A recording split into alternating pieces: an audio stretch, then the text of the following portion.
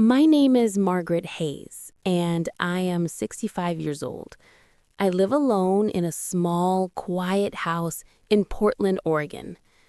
Many years ago, my husband walked out on me and never came back.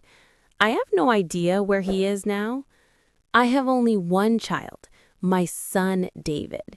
He was just a little boy when his father left, so he doesn't remember him. He never asks, and whenever I try to bring him up, David quickly changes the subject. Life hasn't been easy for me. After my husband left, I had nothing. No money, no home, and no real job. I just had a young son, and I had to survive. I worked myself to the bone. In the mornings, I cleaned houses for wealthy families, and in the evenings, I worked at a bakery. My hands were always tired, and my body was always weak, but I never complained. I gave up my own dreams because I wanted my child to have a good life. I didn't buy new clothes or fancy food. I worked entirely for David. I paid the rent, bought school books, paid the bills, and put food on the table. Life was heavy, but I carried the burden with love. David grew up into a fine young man. I felt so proud whenever I looked at him. I believed he would always stay by my side and that he would never forget my love. But life changed when David turned 25. One day, he told me about a woman named Samantha. His eyes lit up when he spoke her name. He told me she was kind, beautiful, and full of life. If he was happy, I was happy. The following Sunday, David brought Samantha to our house for dinner. At first, she seemed polite. She smiled, told me my house was warm and pretty, and complimented the food. But when I looked into her eyes, I felt a sense of dread. Something wasn't right. Still, I said nothing. I just wanted my son to be happy, so I smiled. Slowly, Samantha began to change David. She was clever about it. She never insulted me directly.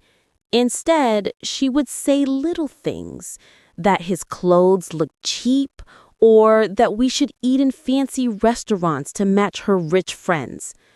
David began to change. He stopped seeing his old friends and started dressing and acting like hers. The boy I raised with love was disappearing. He wasn't my David anymore. Our Sunday dinner stopped. First, he said he was busy with work. Then, he said he was tired. Finally, he just stopped coming. His phone calls became short. "I have to go, Mother." My heart broke. I called him one day and said, "David, my son, you seem different. I'm worried." When I mentioned Samantha, he became angry. "You are jealous, Mother," he shouted. "You don't want me to be happy." His words cut me deep. I wasn't jealous. I only wanted to protect him. But he couldn't see that. He chose her, not me. Weeks passed, then months. My house felt empty, silent and cold. One evening, I couldn't bear it anymore, so I decided to go to David's apartment. My hands trembled as I pressed the elevator button to the 4th floor. I stood before door number 22, my heart beating fast, and knocked. The door opened. It wasn't David. It was Samantha. Her eyes were cold, and her voice was sharp.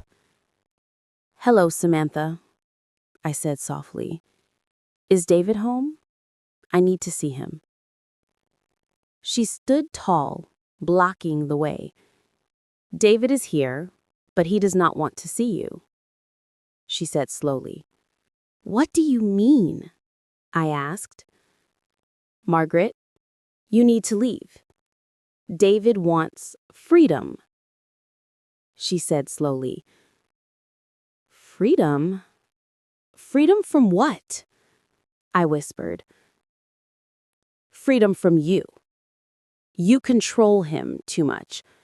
He wants to live his own life.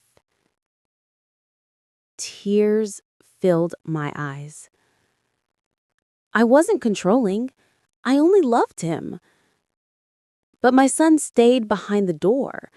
He didn't come out. He didn't call my name. He let Samantha speak for him.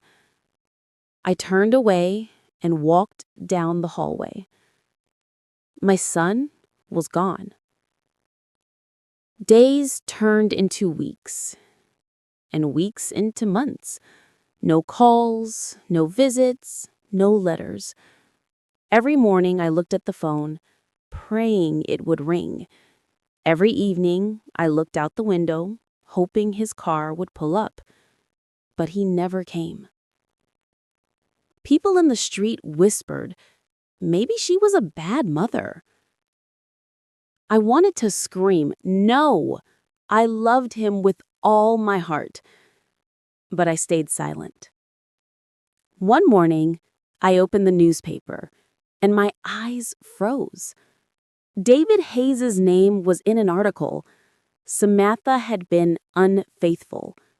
She had been with another man, David's best friend.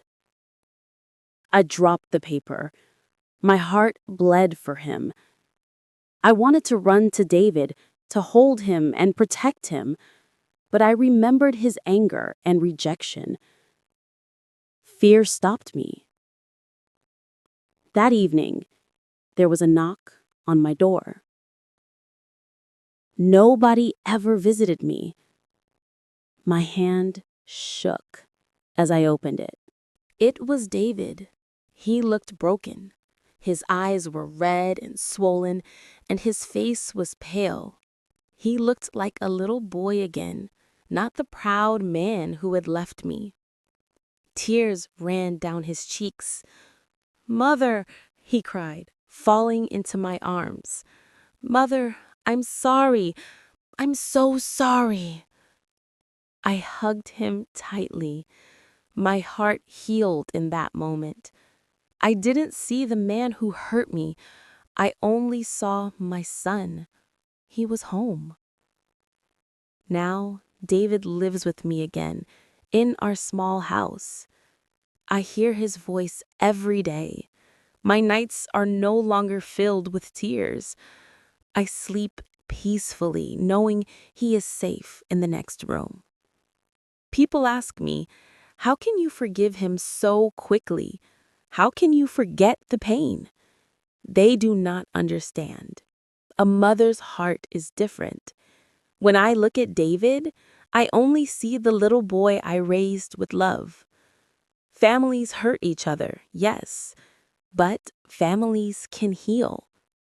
Love is strong, strong enough to bring back what was lost, and I will never stop loving my son. If you liked this story, please like, comment, share, and subscribe.